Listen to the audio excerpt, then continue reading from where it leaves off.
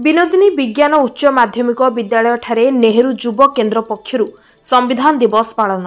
गजपति जिला पारलाखेमुंडी निकट पद्मपुर ग्राम स्थित विनोदिनी विज्ञान उच्च माध्यमिक विद्यालय ठारे आज 11टा बेले नेहरू युव केन्द्र पक्षरु संविधान दिवस पालन करा जायछि।